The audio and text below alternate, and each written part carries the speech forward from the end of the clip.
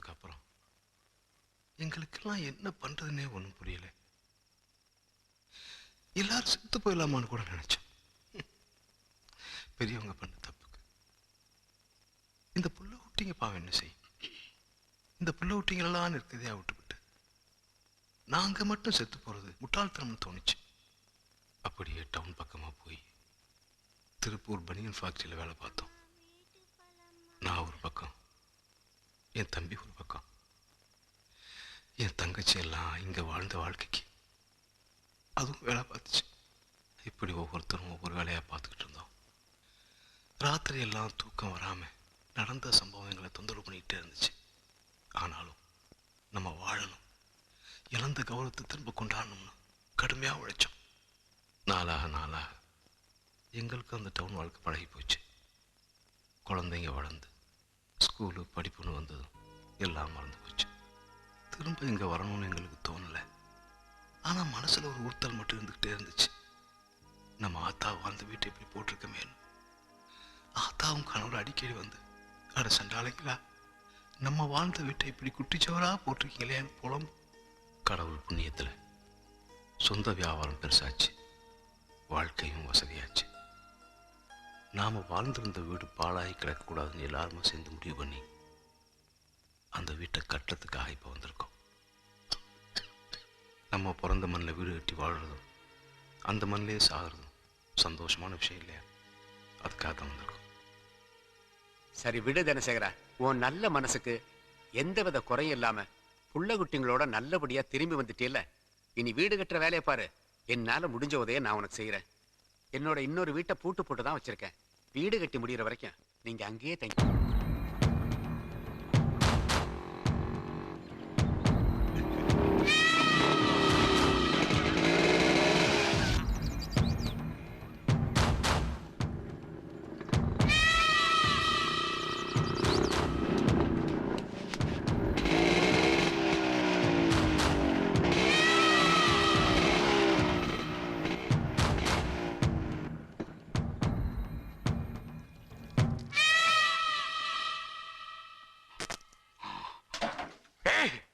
வந்துட்டானுங்கடா, வந்துட்டானுங்க. போ வெட்டு, மொத்தமா குடும்பத்தோட வெட்டி சாய்.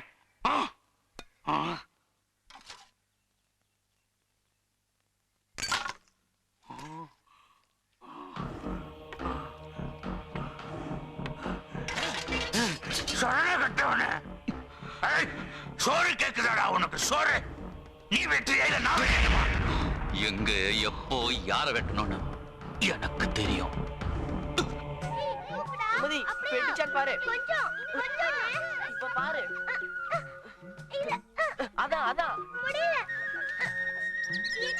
அதாமா, அதான் புடி.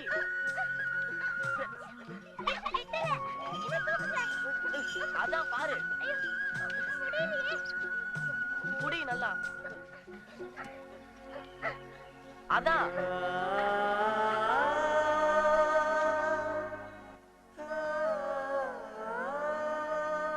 ஏன் தவற நின்னுட்ட?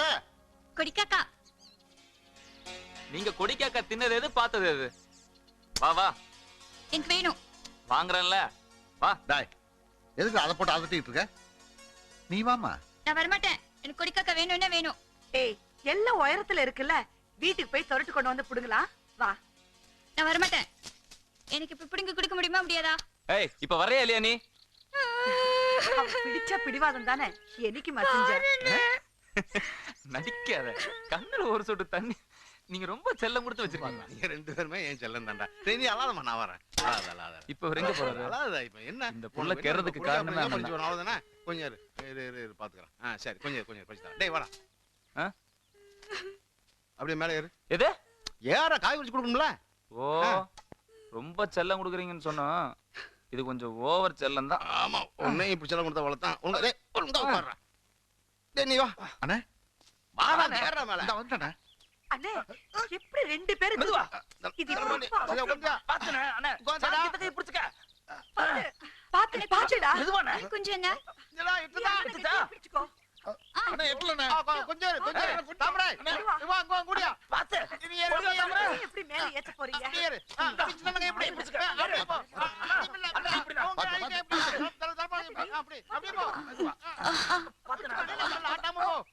விழுந்துட போறீங்க.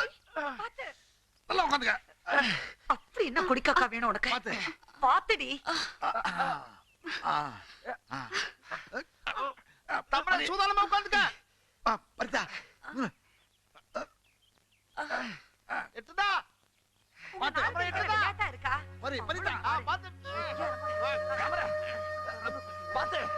சீக்கிரமா பறிச்சுட்டு இறங்குடி. மெதுவா. சீக்கிரம் பறி. பரிதா. பரிதா பரிதா இல்ல.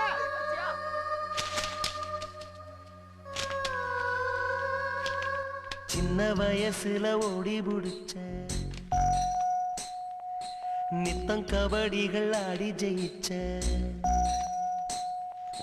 சின்ன வயசுல ஓடி புடிச்ச நித்தம் கபடிகள் ஆடி ஜெயிச்ச கட்டாந்தரையெல்லாம் கண்கள் சிமிட்டுதே பட்ட மரம் கூட பார்த்து சிரிக்குதே பழைய நினைவு திரும்புதே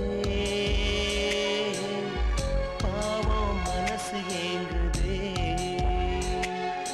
மண்ணு மணக்குதே நெஞ்சு வரைக்கும் கண்ணு கலங்குதே கள்ளி செடிக்கும் கொடுக்கா புளி மரமும் கொத்து கொத்த காய்ச்சிருக்கு காது குத்தி கறி சமைச்ச நாளும் நினைவிருக்கு மீண்டும் இளம திரும்புமா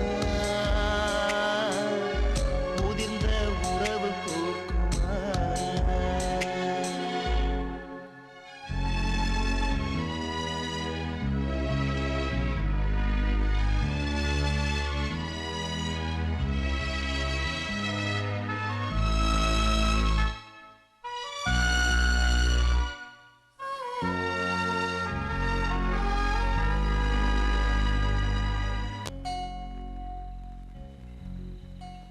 வாங்கப்பா, நான் பெத்த மக்களா இப்பதான் உங்களுக்கு இந்த ஆத்தாவை பார்க்கணும்னு தோணுச்சா? என்னை இந்த பூமியை இப்படி முள்ளு செடியா மண்டை விட்டுட்டு போயிட்டீங்கல்ல.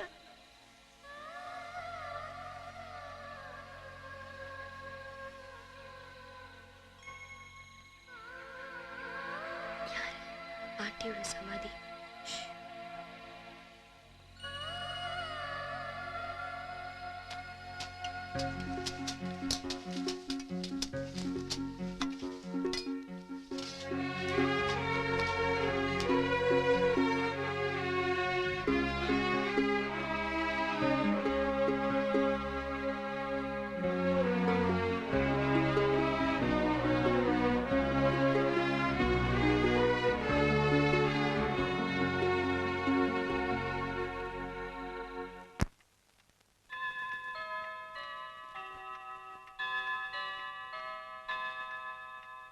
அந்த இதை பாரு, அந்த சிலை இருக்க, அந்த காலத்துல நம்ம ஊர்ல கோயில் கட்டினாங்களே, அவங்களோட தங்கச்சி இந்த வீட்டுக்கே ராணி மாதிரி. அப்படியா? ரொம்ப தங்கமானவங்க. வர்றவங்க போறவங்கள உபசரிக்கிறதுல அவங்கள மிஞ்ச முடியாதுன்னு ஆத்தா பல வாட்டி சொல்லியிருக்கு. வந்துட்டேன். வணக்கம். வணக்கம். உட்காருங்க. நாங்க மேலூர் பக்கம் வெள்ளலூர் நாட்டை சேர்ந்தவங்க. சொல்லுங்க. எங்க ஊர் தொடங்குற மாதிரி உங்க பார்ட்னர் காலத்துல எங்க ஊர்ல ஒரு கோயில் கட்டி கொடுத்தாங்க. எங்க குடும்பம் தொடங்குற மாதிரி உங்க தாத்தா காலத்துல ஒரு வீடு கட்டி கொடுத்தாங்கன்னு எங்க ஆத்தா உங்க பரம்பரையை பத்தி அடிக்கடி சொல்ல கேட்டிருக்கேன். இப்ப எங்க சொந்த ஊர்ல ஒரு வீடு கட்டணும். பழைய பாரம்பரியத்தை தெரிஞ்சுக்கிட்டு கம்பீரமா வீடு கட்டுறவங்க இப்ப கம்மியாயிட்டாங்க. அந்த காலத்து செட்டியாருங்க வீடு மாதிரிலாம் கட்டுறதுக்கு உங்க பரம்பரையை விட்டா யார் இருக்கா? ஆள் இல்லைன்னு சொல்றதை விட அந்த மாதிரி வீடெல்லாம் யாரும் இப்ப கட்டுறது இல்லை. அது தேவைப்படுறதும் இல்லை. அப்படியே கட்டிட்டா கூட அதை பராமரிக்கிறதுக்கு தனியே ஒருத்தர் சம்பாதிக்க வேண்டியிருக்கு. இப்ப இருக்கிற மாடர்ன் டெஸ்ட்ல அவதான் கிரானைட் மார்பிள் அது இதுன்னு போட்டு ஏகப்பட்ட டிசைன்ல கட்டிட்டு இருக்கான். என்னதான் நவீனம் வந்தாலும் அந்த பழைய பில்டிங்கோட ஸ்ட்ராங் வருங்களா? ஆனா அதுக்கெல்லாம் எங்க மதிப்பு இருக்கு? பழைய பண்பாட்டினுடைய அருமை இப்ப யாருக்கு தெரியுது? அதனாலதான் நம்ம தொழில் விட்டு போக கூடாதுன்னு என் பையனை இன்ஜினியரிங் படிக்க வச்சு பழைய காலத்து வீடு கட்ட முறையும் சொல்லி கொடுத்து வச்சிருக்கேன். நீங்களே வந்து பார்த்துட்டு எப்படி வீடு கட்டலான்னு ஐடியா கொடுத்தீங்கன்னா சந்தோஷமாவும் இருக்கும், கைராசியாவும் இருக்கும். என் பையன் இருக்கானே, என்னை விட புத்திசாலி. அவனுக்கு தொழில சாதிக்கணுங்கிற வெறியும் வேகமும் நிறைய இருக்கு. அவனை அனுப்பிச்சு வைக்கிறேன். நீங்க நினைக்கிற மாதிரி வீட்டை அவன் கட்டி தருவான். இன்னும் பல வீடியோக்களை காண சன் லைஃப் சேனலை சப்ஸ்கிரைப் பண்ணுங்க.